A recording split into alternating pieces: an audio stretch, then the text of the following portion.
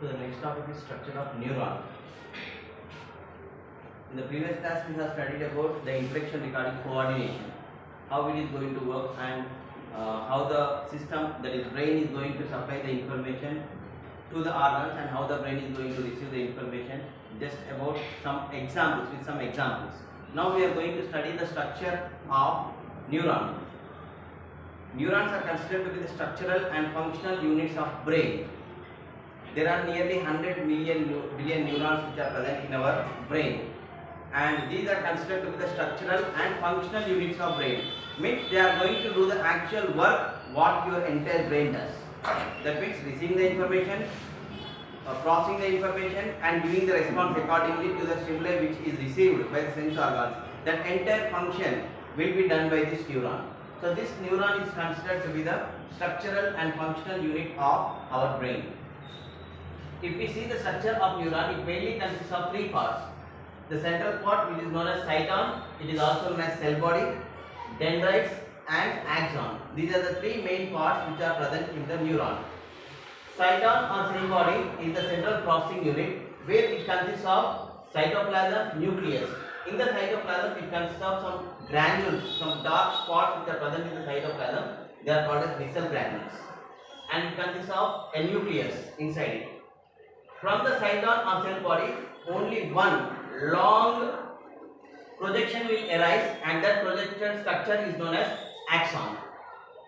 And several branches of small structures will arise, and these small structures which are branched, which are arising from the cyton, are called as dendrites. The branch structures which are arising from the cyton are called as dendrites, and the only single long structure or projection which is arising from the cyton is known as axon. These axons are of two types: myelinated axons and non-myelinated axons. If myelin sheath is present over the axon, then it is known as myelinated axon. If myelin sheath is absent, then they are known as non-myelinated axons. Myelinated axons will help in passage of information correctly. Whereas when compared to non-myelinated axons may leak the information, whereas myelinated axons will not leak the information. That is the difference. And there will be a small gap which is present between each myelin sheath and the axon, and those gaps are known as nodes of Randall. And this entire axon, myelin sheath will be made up of big cells known as squamous cells. At the end of each axon, it will be consisting of synaptic knob. Synaptic knob is the one structure which is going to pass the information from one axon to another axon. Is it clear? This is the structure of neuron. Neurons are also known as nerve cells. These nerve cells are considered to be the structural and functional units of brain. If we see the structure of neuron, it consists of three main parts: cyton, or which is also known as cell body. Second one is dendrites. The small projections which are arising, branched projections which are arising from the cyton are known as dendrites. The single long projection which is arising from the cyton is known as axon. Each cyton consists of cytoplasm and nucleus. In the cytoplasm, it consists of dark particles known as vessel granules, and cyton consists of nucleus. This nucleus will be helpful in processing the information, receiving the information, generating the response. And small projections which are arising from the cyton are known as dendrites. These are usually branched. You can differentiate easily between the cyton and dendrites and axon. Dendrites will be very small in size, that is, length will be very small, and they will be branched. Single structure which is arising from the cyton is known as axon. This is the main difference between dendrite and axon. Axon is not branched. Dendrites are branched. Axon is single structure which is arising, long structure. But dendrites are very small. Their length will be very small. They will end very near to the cyton. And each axon are differentiated into two types: myelinated axons and non-myelinated axons. If myelin sheath is present over the axon, then it is known as myelin sheath, which helps in faster passage of information when compared to the non-myelinated axons. Non-myelinated axons may leak some of the information, whereas myelinated axons will not leak any information because it is protected by myelin sheath. and this is made up of its squamous cells. In between the myelin sheath, it leaves small gap, and that is known as nodes of triangle. At the end, it will be at the end of axon, it will be branched, and it will leave a space between this one axon will be connected to next axon, either to axon or dendrites. The place where they are going to meet is known as synapse. The place where one axon is going to meet with the other axon of other neuron or dendrites of other neurons, that gap is known as synapse. Through this synapse, the information will be passed from one neuron to other neuron. If this is the neuron and next another neuron is there, for example, this is another axon which is present here. Sorry.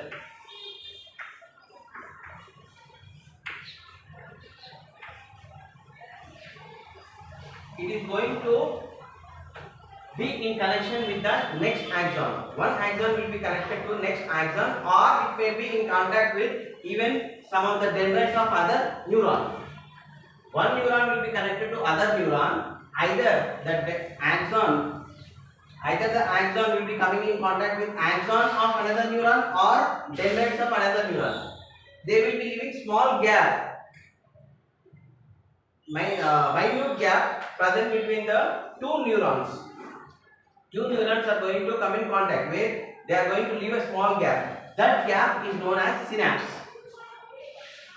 And at the end of each axon will be consisting of a knob called a synaptic knob. Through this, the information through the synapse, the information will be passed from one neuron to another neuron.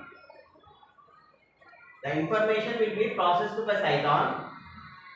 Response will be given to axon. This axon we have to pass that response to another another neuron.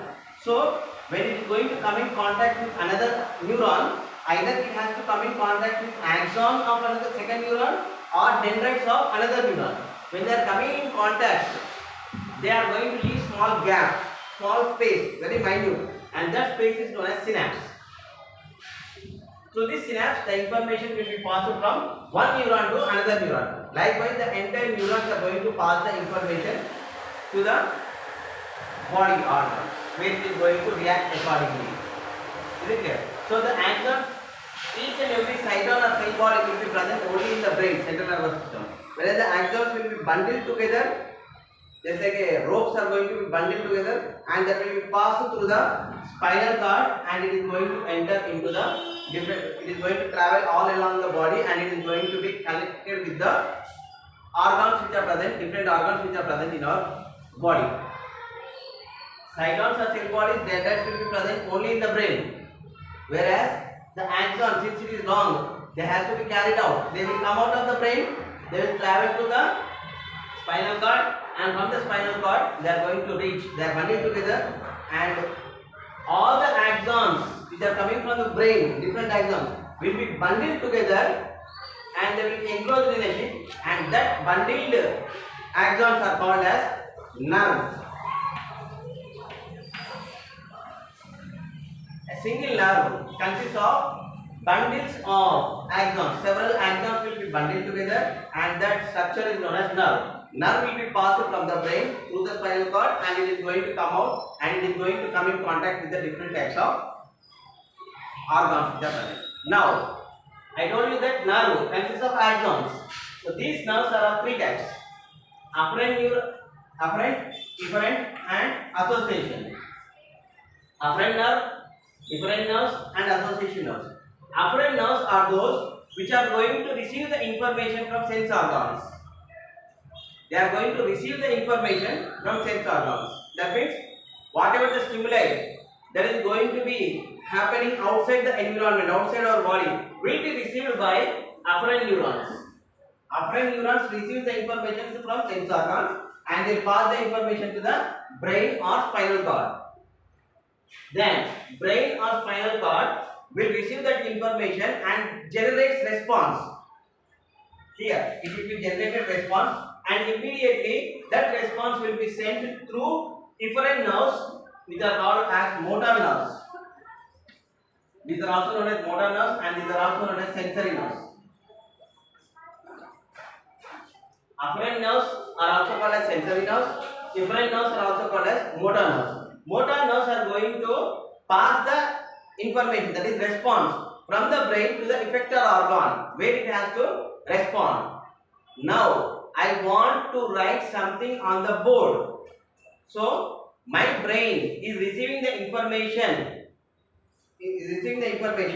and from the sense organs, and it is going to calculate it, and that information will be calculated by efferent nerves. It will be passed by efferent nerves to the brain, and immediately it is going to pass the information to the organ, that is hand, through efferent nerves, and then I can able to write this on the board. Information will be received by one type of nerve, response will be passed through one type of nerve. Afferent nerves are going to receive the information from various sense organs. Yesterday, in yesterday's example, I can tell you that when you are passing through a confectionery or a bakery, then the nose will receive the information, that is stimuli, and immediately you feel. You will stop there, and your brain asks you to stop there and feel more of that smell which is coming.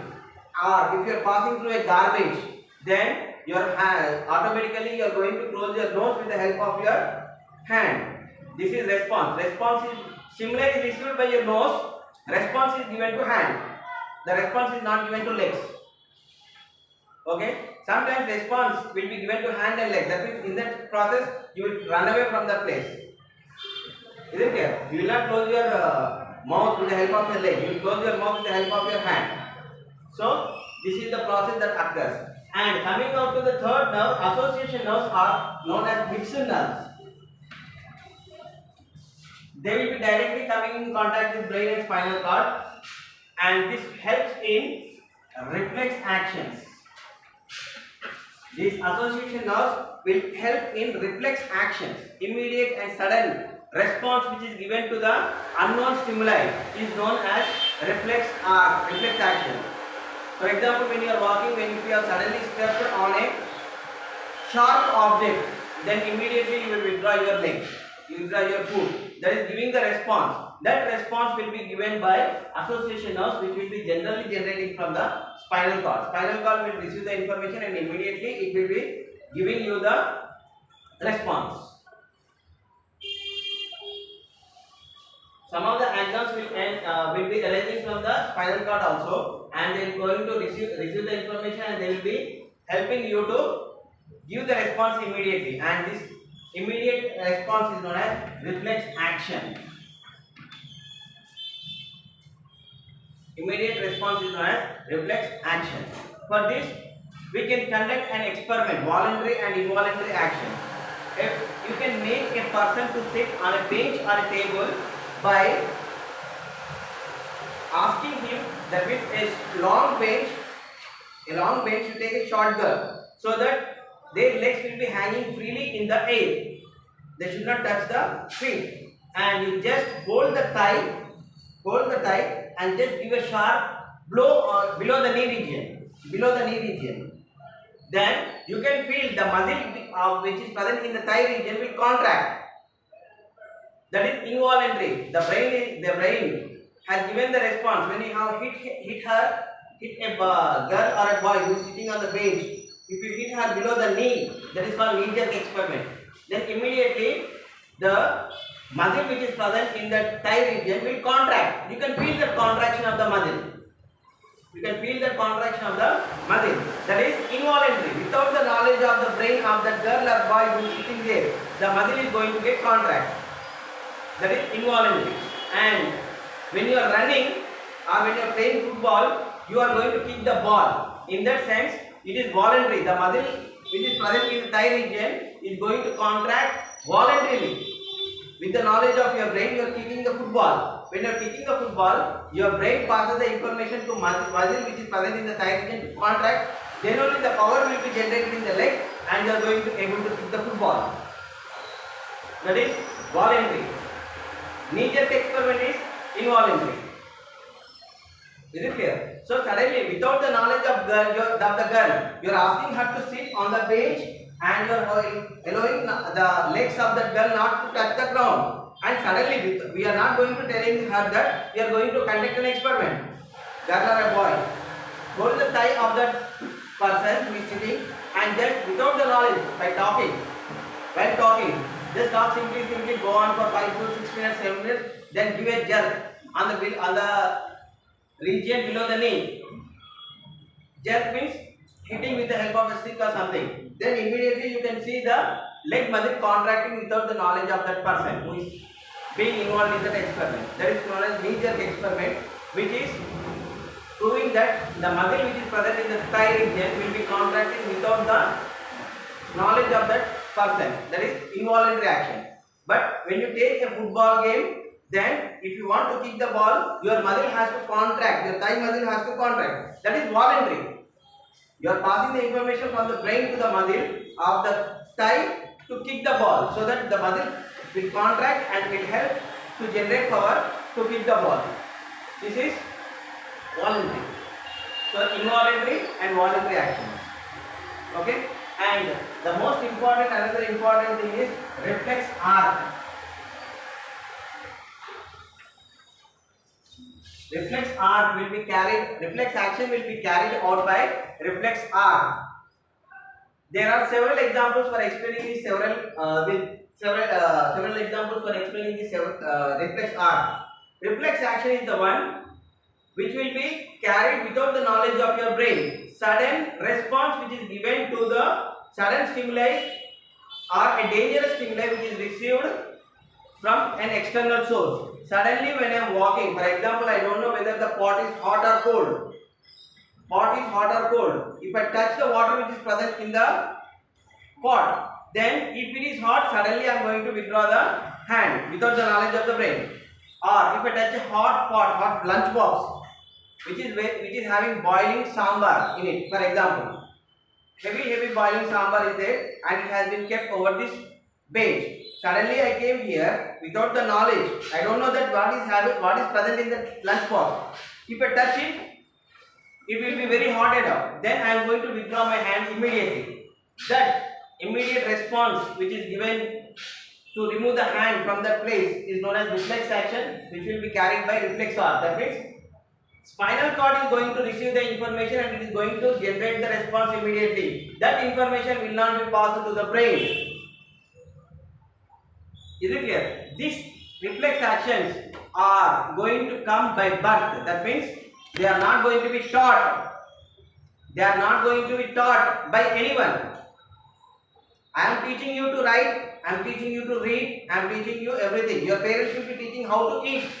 Your parents will be teaching how to walk in the childhood. Your parents will be teaching everything, how to dress and everything. This is general things. Now, no one will teach you that if you touch a hot pot, you have to remove your hand. Even a small kid below 1 year or 1 year, around that age, 2 years, if they are going to touch a hot pot, they are going to run away from that place. Did anyone teach them to move from that place? No, that is reflex action which is being inbuilt in our body. That is not going to be taught. That means reflex actions are not going to be taught by anyone. They are inbuilt in us. When someone barefooted, if a person is barefooted, if they are going to unknowingly they are going to keep their leg over a thorn, then immediately they are going to withdraw their leg and they are going to remove that thorn. That is reflex action, immediate action. And if it is a 1 year child, 2 year child or whatever it may be, they are going to run away from the place. If you touch a fire, no one will teach to touch the fire to children, for example. They don't know whether a coal, for example, a coal is there which is very hot. If it is kept there unknowingly, if a small kid, 2 years, 1.5 year or 3 years kid comes there and touches it, will he is not going to hold that coal which is very hot until their mother or father comes to leave it. She is not going to wait for the mother or father to come and teach where it is hot. Immediately they are going to throw that one and they are going to cry. That means this is inbuilt. No one will teach them. This is being learned by themselves. By touching a hot pot, by touching cold things, severe cold things, when they are going to meet with an accident, that means a thorn is going to be pricked or a glass material is going to be pricked, then they are going to move from the place. So these are the reflex actions which are given. Sudden response which is given by the spinal cord to do that action or to perform that action is known as reflex action. Immediate and sudden response which is given without the knowledge of your brain. The brain, it will not wait for the brain to give the response. Those actions are known as reflex actions, and it will be carried by reflex arc. And this reflex action is going to be generated by spinal cord. It is going to be generated by spinal cord. It is not going to wait for the brain to give the response. So sudden and immediate response which is given by the spinal cord is known as reflex action. These are the examples for reflex